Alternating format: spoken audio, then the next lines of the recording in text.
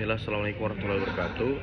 Perkenalkan, nama saya Febri Jakawardana dari Sosial Ekonomi Perikanan tahun 2021, Fakultas Perikanan dan Kelautan, Universitas Mula Warman. Di sini saya akan menjelaskan materi dengan tema disparitas ekonomi sumber daya manusia. Dan ada beberapa hal yang akan saya bahas terkait dengan materi ini. Yang pertama terkait dengan pengertian itu sendiri, disparitas ekonomi sumber daya manusia. Dan juga yang kedua adalah faktor penyebab disparitas ekonomi sumber daya manusia di Indonesia.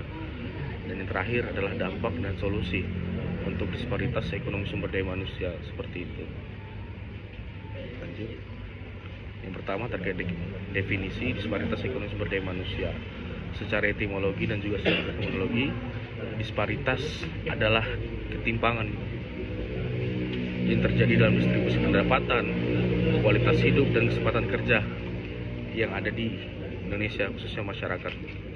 Dan terkait dengan sumber daya manusia, dalam ranah disparitas adalah ketimpangan kualitas terdidik atau kualitas daripada sumber daya manusia itu sendiri.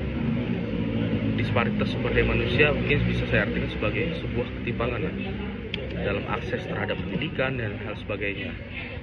Jadi selanjutnya adalah faktor penyebab daripada disparitas ekonomi sumber daya manusia di Indonesia.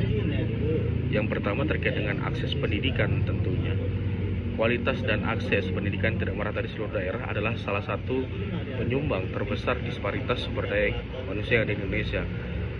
Sebagai contoh, bisa kita lihat bagaimana kemudian kualitas sumber daya manusia yang ada di Jakarta, Papua, dari Sabang bahkan sampai Merauke sangat tidak merata tentu.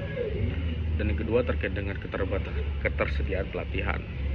Kita tahu bahwasannya di masyarakat, khususnya masyarakat perikanan, banyak nelayan dan juga kelompok pembudidaya yang tidak sekolah. Nah, disitulah hadirnya negara melalui birokrasi untuk kemudian meningkatkan kualitas daripada sumber daya manusia kita yang ada dengan pelatihan, contohnya seperti itu. Nah, program pelatihan juga bisa kita jadikan salah satu usaha kita lah untuk kemudian bagaimana meningkatkan kualitas sumber daya. Nanti kita bahas di solusi seperti itu. Terus juga yang ketiga adalah infrastruktur dan teknologi. Teman-teman semua sebagai salah satu contoh terkait dengan bagaimana hari ini kita kuliah. Yang pertama adalah absensi berbasis teknologi atau online itu baru dijalankan di Universitas Mula Warman pada tahun 2024 akhir.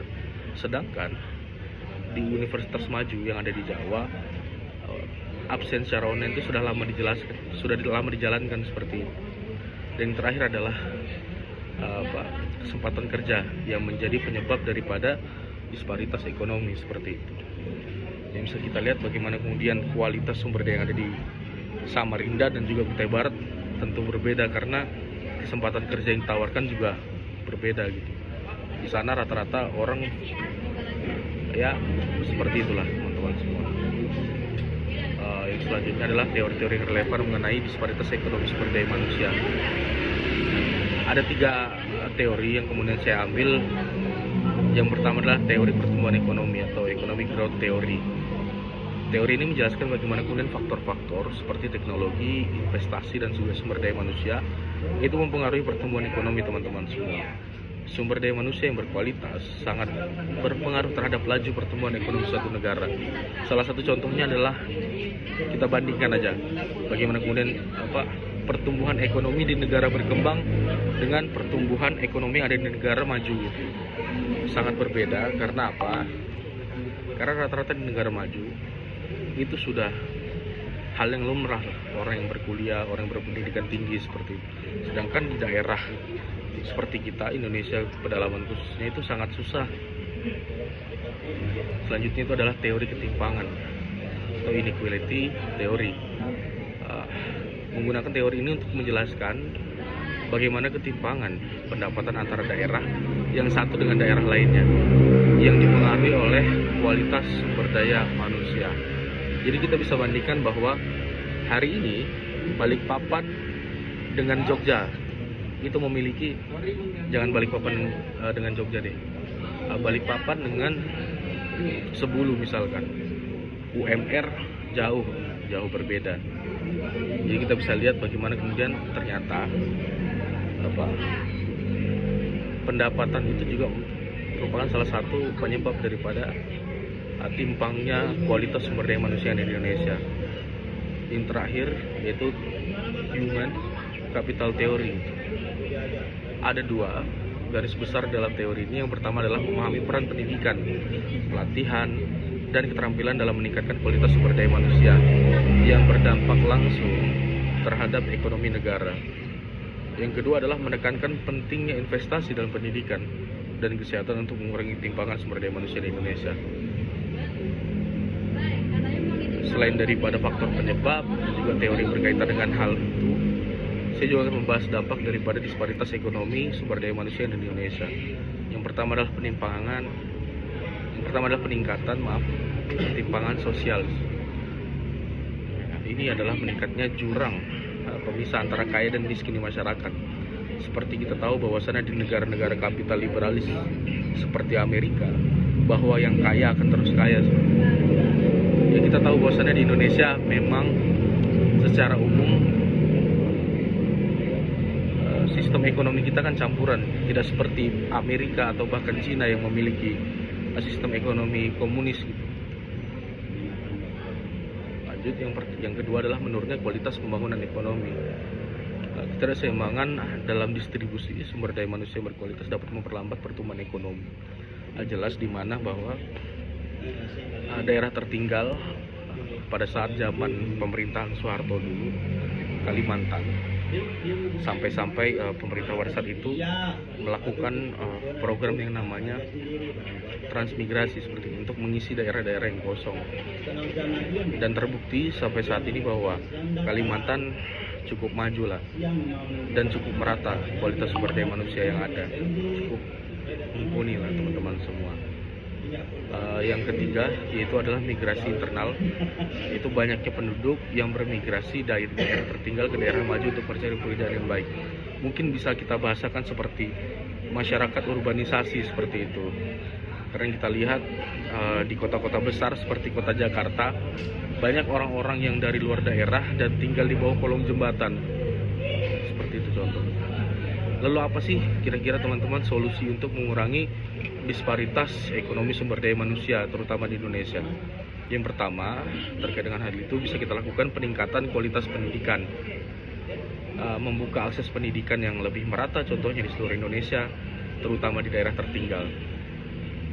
Dan yang kedua yang bisa saya tawarkan terkait dengan solusi untuk mengurangi disparitas ekonomi sumber daya manusia adalah program pelatihan dan keterampilan, seperti yang saya bahas di slide tadi, bahwa dalam upaya meningkatkan kualitas sumber daya manusia itu nggak cuma dari sekolah yang formal, sekolah informal contohnya pelatihan-pelatihan dari dinas itu juga membantu teman-teman semua. Bagaimana kemudian pembudidaya ikan itu dapat terbantu dengan ilmu yang kita punya. Juga bagaimana kemudian teman-teman yang tidak sekolah memiliki kesempatan untuk tahu lebih terkait dengan apa yang mereka kerjakan gitu. Yang ketiga adalah pembangunan infrastruktur, mempercepat pembangunan infrastruktur untuk memperkecil kesenjangan antar daerah gitu, maju dan tertinggal. Nah, hari ini di Indonesia khususnya masih banyak kita lihat kesenjangan antar kota lah. Kita nggak usah jauh-jauh, Tenggarong dan Jakarta aja bedanya jauh gitu teman-teman. Dan yang terakhir adalah penciptaan lapangan kerja yang berkualitas, mendorong investasi di sektor-sektor yang dapat menciptakan lapangan kerja yang layak, terutama di daerah yang belum berkembang seperti daerah kita sekarang. Nah, mungkin setelah panjang saya jelaskan terkait dengan bagaimana kemudian disparitas ekonomi sumber daya manusia yang ada di Indonesia, bisa saya simpulkan dengan dua hal. Yang pertama, disparitas ekonomi yang terjadi akibat ketimpangan dalam kualitas sumber daya manusia di Indonesia membutuhkan perhatian serius dari pemerintah dan masyarakat. Dari sisi pemerintah, ada hal-hal yang perlu diperbaiki, terutama orang-orang yang nggak punya kesempatan untuk sekolah. Perlu diratakan lagi pendidikan yang ada. Dan dari masyarakat yang mumpuni dapat juga bersumbangsi kepada negara dengan apa? Misalkan kita membuat sebuah kelompok lembaga swadaya masyarakat untuk kemudian mengedukasi mereka dan membantu masyarakat yang kurang gitu, dalam artian tertinggal. Dan yang kedua, investasi dalam pendidikan dan pelatihan sumber daya manusia adalah langkah utama untuk mengurangi kesenjangan ekonomi antar daerah di Indonesia. Seperti itu. Jadi mungkin sekian teman-teman semua yang bisa saya jelaskan, kurang dan lebihnya mohon dimaafkan karena kesempurnaan dari Tuhan. Billahi taufiq wal hidayah. Wassalamualaikum warahmatullahi wabarakatuh.